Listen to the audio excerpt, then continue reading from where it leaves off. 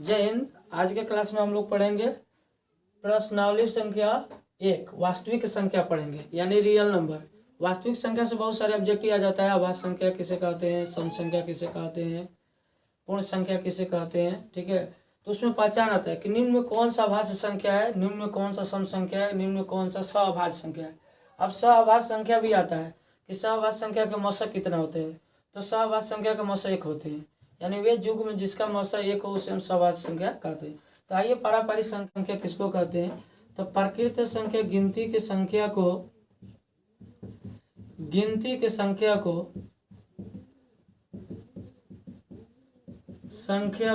प्रकृत संख्या कहते हैं। प्रकृत संख्या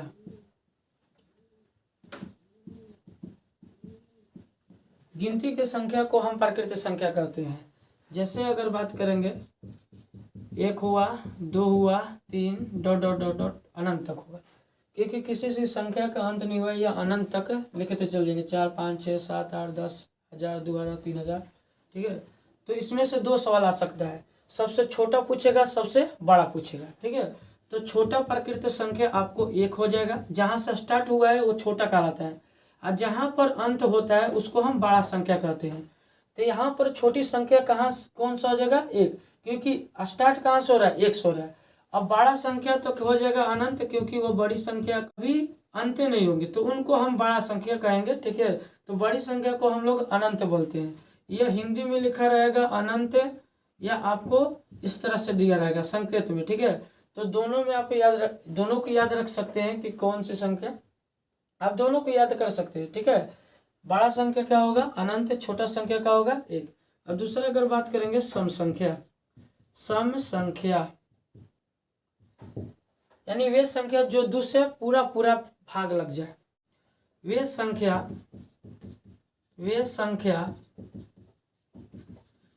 जो 2 से पूरा भाग लग जाए, भाग लग जाए, उसे हम सम संख्या कहते हैं। तो जो 2 से पूरा भाग लग जाए उसे हम सम संख्या कहते हैं। जैसे में 2 4 6 8 ... ठीक है। तो 2 भी 2 से कट जाएगा, 4 भी 2 से कट जाएगा, 6 भी 2 से कट जाएगा, 8 भी 2 से कट जाएगा। और संख्या भी लिखिएगा तो 2 से कटना चाहिए, तब उसे हम सम संख्या कहेंगे, अर्थात सम संख्या नहीं कहेंगे। तो इसमें 2 सवाल पूछेगा, एक छोटा सम संख्या पूछेगा, एक बड़ा सम संख्या पूछेगा। तो छोटा संख्या उसको कहते हैं जहाँ से स्टार्ट होते हैं। तो छोटा संख्या किसको कहेंगे, 2 से, क्योंकि ये 2 से चालू हो रहे हैं, अंत कहाँ हो रहे हैं, अनंत पर, ... है आपका, अनंत तक जाएगा। तो बड़ा संख्या जो होगा आपका अनंत हो। अब पढ़ेंगे विषम संख्या। विषम संख्या हम उसे कहेंगे जो 2 से पूर्णतः भाग ना लगे, यानी पूरा भाग ना लगे। जैसे बताइए 3 है, 3 को हम भाग दे सकते हैं, 2 से जाएगा, 1 मर्त में जाएगा, कितना बचेगा, 1। अब इसको कटाएंगे ना तो पॉइंट बैठा के कटेंगे, यानी पूरा भाग नहीं लग रहा है, आपको पॉइंट में चला जा रहा है, इसलिए हम 3 को कहेंगे विषम संख्या है। तो वे संख्या जो 2 से भाग ना लगे, भाग नहीं लगे, उसे हम विषम संख्या कहेंगे। तो जो 2 से पूरा भाग ना लगे उसे हम विषम संख्या कहेंगे। जैसे बात करें तो विषम संख्या आपको चालू होता है 1 से, 1 हो गया, 2 हो गया, 3 4 ... अनंत तक। तो इसमें आपको 2 सवाल पूछेगा, एक छोटा पूछेगा, एक बड़ा पूछेगा। यानी छोटा विषम संख्या क्या है, बड़ा विषम संख्या क्या है। तो छोटा विषम संख्या हम उसको कहेंगे जहाँ से स्टार्ट हुआ, तो स्टार्ट आपका 1 से हो रहा है तो 1 हो जाएगा, अंत आपका अनंत पर जाएगा, तो इसीलिए बड़ा संख्या अनंत हो गया, ठीक है। अब पढ़ते हैं पूर्ण संख्या। पूर्ण संख्या, तो पूर्ण संख्या वे संख्या कहेंगे, है ना, यदि गिनती के संख्या में 0 को सम्मिलित कर दे उसे पूर्ण संख्या कहते हैं। यदि गिनती के संख्या में 0 को सम्मिलित कर दिया जाए,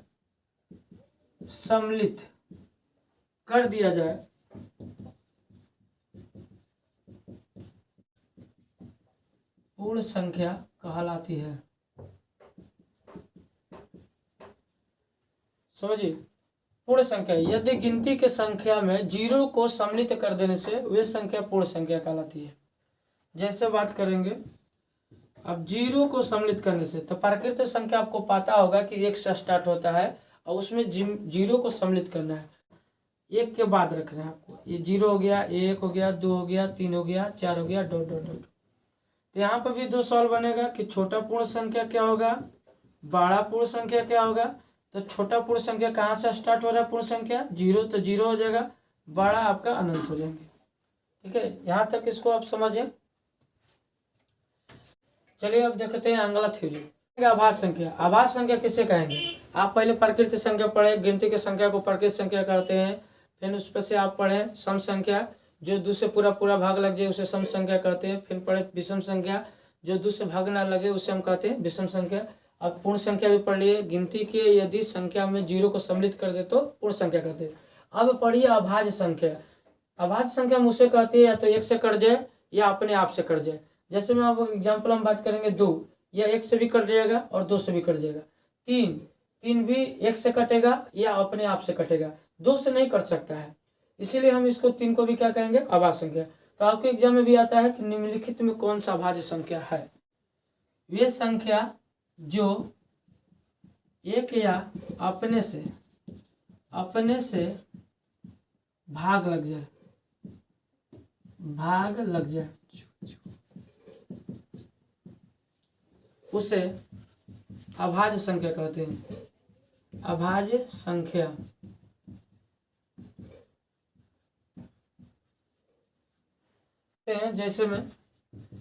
जैसे में 2 हुआ, 3 हुआ, 5 हुआ, 6, या 6 नहीं हो सकता है। 6 का देखिए किस किस से कटेगा, 1 से भी कट जा रहा है, 2 से भी कट रहा है, 3 से भी कट रहा है, 6 से कट रहा है, यानी यह संख्या से कट जा रहा है, किसी न किसी संख्या से कट ये जा रहा है। तो वे संख्या जो या तो 1 से या अपने आप से कटना चाहिए, तो 6 नहीं होगा, बल्कि यहाँ पर क्या लेंगे 7, डॉट डॉट डॉट। अब आगे बढ़िएगा 9 भी अभाज्य संख्या नहीं होगा, जैसे 1 से भी कट जाएगा, 3 से भी कट जाएगा, 9 से। तो वे संख्या लेना है जो या अपने से या 1 से कटना चाहिए, उसे हम अभाज्य संख्या कहेंगे। तो यहाँ भी 2 सवाल बन रहा है आपका, एक छोटा अभाज्य संख्या, तो छोटा अभाज्य संख्या 2 हो जाएगा आपका, बड़ा अभाज्य संख्या कहीं अंत नहीं है, अनंत है। ठीक है, तो छोटा अभाज्य संख्या हो गया 2 और बड़ा अभाज्य संख्या हो गया अनंत हो गया। आगे आपको पढ़ते हैं सअभाज्य संख्या। तो वे संख्या वे युग्म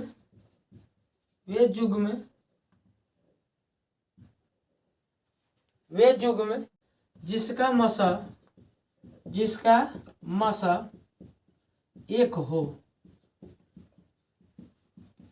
उसे सअभाज्य संख्या कहते हैं, उसे सअभाज्य संख्या कहते हैं। देखिए सअभाज्य संख्या, वे युग्म जिसका मसा 1 हो उसे सअभाज्य संख्या कहते हैं। ये भी आपको एग्जाम में आ जाएंगे। तो मसा देखिए, वो सम संख्या पढ़ा है, विषम संख्या पढ़ा है, प्राकृतिक संख्या भी पढ़ा है आपको। ठीक है, तो इस पर सबसे ज्यादा पूछता है, 1 हो जाता है। और अभाज्य संख्या, तो अभाज्य सम संख्या का भी मसा होता है कि 2 सम संख्याओं का मसा कितना होगा, 2 विषम संख्याओं का मसा कितना होगा, 2 अभाज्य संख्याओं का मसा कितना होगा। तो केवल सम संख्या का मसा 2 होते हैं, बाकी सब का 1-1 मसा होते हैं एग्जाम के लिए। ठीक है, कहेगा कि 2 सम संख्याओं का मसा कितने होंगे, तो 2 होंगे। 2 विषम संख्याओं का मसा कितने होंगे, 1। 2 अभाज्य संख्याओं का मसा कितने होंगे, 1। तो केवल सम संख्या का मसा 2 होते हैं, बाकी सभी संख्या के कितने होंगे, मसा 1 होंगे। ठीक है, कभी कभी तो ये भी कह दिया कि यदि P एवं Q 2 अभाज्य संख्या है, 2 अभाज्य संख्या है, तो इसका मसा कितना होगा, ऐसी 1 होगा। अब इसमें संख्या ना देकर आपको P और Q दे दिया, संख्या की जगह पर क्या दे दिया, P और Q। आपको ध्यान में रखना है कि P और Q है क्या, अभाज्य संख्या। और 2 अभाज्य संख्याओं के मसा कितने होते हैं, 1। 2 विषम संख्याओं के मसा कितने होते हैं, 1। उसी तरह से सअभाज्य संख्या होते हैं। इसमें युग्म का मतलब हो गया जोड़ा, यानी जोड़ा वे संख्या जिनका मसा 1 होते हैं उसे हम सअभाज्य संख्या कहते हैं। जैसे में अगर बात करिएगा तो जैसे लीजिए 2,3, अब इनका मसा निकालिएगा तो कितने होंगे, तो 1 होगा। फिर एग्जाम्पल ले लेते हैं 5,7, इनका भी मसा कितने हो जाएंगे, 1 हो जाएगा, क्योंकि 2 को देखिए 2 बनाइए मौसा, 2 3 एक मर्त में जाएगा, घटेगा तो 1 बचेगा, फिर यहाँ पर 2 उतारिएगा तो 2 से ले 2 मर्त में चला जाएगा, कट गया 1, तो कटा कितना से 1 से, तो 1 आपका एचसीएफ हो जाएगा। उसी तरह इसका भी एचसीएफ निकालिएगा, ठीक है। अभाज्य गुणनखंड भी निकाल कर देख लीजिए, 5 के जाइएगा तो 5 से 1 होगा, 7 को ले जाइएगा 7 से तो 1 होगा। अब इन दोनों में क्या मिल रहा है, 1 1 मिल रहा है, 1 1 कॉमन है आपका, तो यही आपका मौसा हो जाएंगे। दोनों संख्या में जो संख्या मिलेगा उसको मौसा कहते हैं। तो सअभाज्य संख्या का मौसा 1 होता है, याद रखिएगा, ये आपको एग्जाम में आ जाएगा कि निम्न में कौन सा सअभाज्य संख्या होते हैं। चलिए यहाँ तक आपको सअभाज्य संख्या भी पढ़ा है, अभाज्य संख्या भी पढ़े। अब इसमें कुछ सवाल को हम सॉल्व करते हैं। चलिए थ्योरी पढ़े, अब सवाल को देखते हैं। यदि ए और बी 2 सम संख्या है तो इनका मौसा कितना होगा। मौसा देखो यहाँ पर 2 सवाल पूछ सकते हैं, मौसा भी पूछ लेगा, लसा भी पूछ लेगा, तो लसा अलग हो जाएंगे, मौसा अलग हो जाएंगे। आपको क्लास में पढ़ा है कि 2 सम संख्याओं का मौसा कितने होते हैं, 2, और लसा पूछेगा तो वही संख्या हो जाएगा। अब यहाँ पर संख्या ना देकर आपको ए और बी दे दिया है, तो आप देख कहिएगा ओ माय गॉड क्या हो गया, है ना। तो ऐसा नहीं करना है, आपको यह देखना है कि ए और बी क्या है, तो सम संख्या है, तो सम संख्याओं का मौसा आपको 2 बताए। अगर लसा कहेगा तो ए और बी हो जाएगा, लसा कहेगा तो क्या होगा, ए और बी, अगर मसा कहेगा तो संख्या हो जाएगा 2 हो जाएंगे, ठीक है। लसा कहता तो ये हो जाता है। यदि m एवं n 2 अभाज्य संख्या है, अभाज्य संख्या है, तो इनका तो इसका मसा बराबर व्हाट। अब ऑप्शन आपका रहेगा, 1 रहेगा, ऑप्शन बी में रहेगा m, ऑप्शन सी में रहेगा mn, ऑप्शन डी में रहेगा 2। कि 2 अभाज्य संख्याओं का मौसा जो होता है 1 होता है, ठीक है। तो यहाँ पर m और n मिल जाएगा, तो ये मत कहिएगा कि mn मिल गया हम क्या करें, ठीक है। तो m और n जो है आपका अभाज्य संख्या है, और 2 अभाज्य संख्याओं के जो मौसा होते हैं वो 1 होते हैं। कितना होते हैं, 1। अगर यही कहता है कि इनका लसा क्या होगा, तो लसा कहेगा तो m इंटू n हो जाएगा, ठीक है। तो यहाँ तक आपको समझ आया। ऐसे ही सम संख्या कहेगा तो सम संख्या का मौसा 2 होगा, ऐसे ही आपको विषम संख्या कहेगा तो विषम संख्या 1 होते हैं। इसके चलिए अब उन संख्याओं पर सवाल आधारित देख लेते हैं जो बार बार परीक्षा में आता है, या भी है 2023 के लिए। आपको 1-2 नंबर यहाँ से आपको एग्जाम में देखने को मिलेगा, क्योंकि 100 नंबर का ऑब्जेक्टिव क्वेश्चन आ रहे हैं, उसमें से हल करने आपको 50 गो। बहुत आसान है, आप थ्योरी रट लेते हैं ना, तो आप समझिए थ्योरी से खाली 30 से लेकर 40 क्वेश्चन आप बना दीजिएगा। आज जब से आप थ्योरी याद करके नहीं जाते हैं बिहार बोर्ड में, तब से आपसे क्वेश्चन बनेगा नहीं। तो निम्न में कौन सा सम संख्या है, तो इसमें बताइए कि 5 है ना, सम संख्या बताइए जो 2 से भाग लग जाए उसे सम संख्या कहते हैं। बताइए क्या 5 में 2 से भाग लगेगा, नहीं, तो यह सम संख्या नहीं है। 7 में 2 से भाग लगेगा, नहीं, तो यह सम संख्या नहीं है। 9 में 2 से भाग लगेगा, नहीं, तो यह भी सम संख्या नहीं है। अब 12 2 से कट जाएगा, तो यह हमारी सम संख्या है, ठीक है।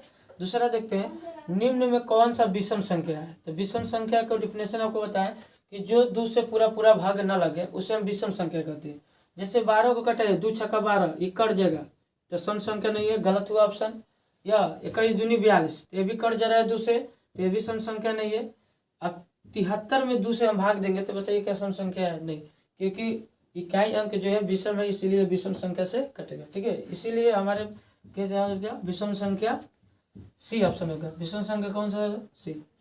अब निम्न में कौन सा अभाज्य संख्या है। अभाज्य बताएं जो अपने आप से कट जाए या 1 से कट जाए उसे हम अभाज्य संख्या कहते हैं। तो इसमें बताइए तो 32 2 से कट जा रहा है, इस सम संख्या है, नहीं होगा। 15 कौन सी संख्या होंगे, विषम, क्योंकि यह 3 से भी कटता है, 5 से भी कटता है, 15 से भी कटता है, इसलिए भी ऑप्शन गलत। 27 देखिए विषम संख्या है, अभाज्य संख्या नहीं है, क्योंकि ये 3 से कट जाएगा, 9 से कट जाएगा, 27 से, ये भी गलत हुआ। अब आपका बच गया 43, मार दीजिए इसको, क्या जज करना है, ठीक है।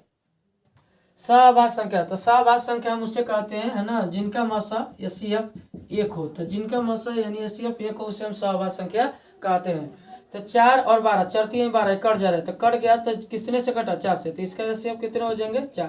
तो यह सअभाज्य संख्या नहीं है, क्योंकि इसका मौसा कितने आ रहे, 4 आ रहे। अब इनको जांच करो कि सअभाज्य संख्या है कि नहीं है।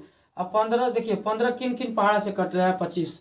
तो 5 एक ऐसी संख्या है कॉमन इनमें कि जो दोनों से कट जाएगा, दोनों कट जाएगा। 5 15 50 25, तो इसका मौसा कितने हो जाएंगे, 5 हो जाएंगे, ठीक है। अब 17 5 85 है, यानी 17 से कट जा रहा है, तो इसका तो HCF 17 ना हो गया। अब बताइए कि जिनका मौसा 17 रहेगा उनको अभाज्य संख्या कहिएगा? नहीं, उन संख्याओं का अभाज्य संख्या का अभाज्य संख्या कहेंगे जिनका मौसा 1 हो। तो अब यह बच गया, काट दीजिए। जांच करना है तो जांच करिए। यहाँ पर देखिए 19 है तो 19 को तोड़िएगा, 19 से तो 1 आएगा, 25 को तोड़िएगा 5 जाएगा, 5 25, 5 से जाएगा तो 1। अब बताइए 19 बराबर का होगा 19 गुणे 1, 25 के क्या होंगे? तो 25 के होंगे 5 गुणे 5 गुणे 1। अब इनका मौसा निकालिए। देखिए 1 1 मिल रहा है, तो जिनका मौसा 1 हो उसे हम सभाज्य संख्या कहेंगे, जिनका मौसा 1 नहीं होंगे उसे सभाज्य संख्या नहीं कहेंगे। जय हिंद।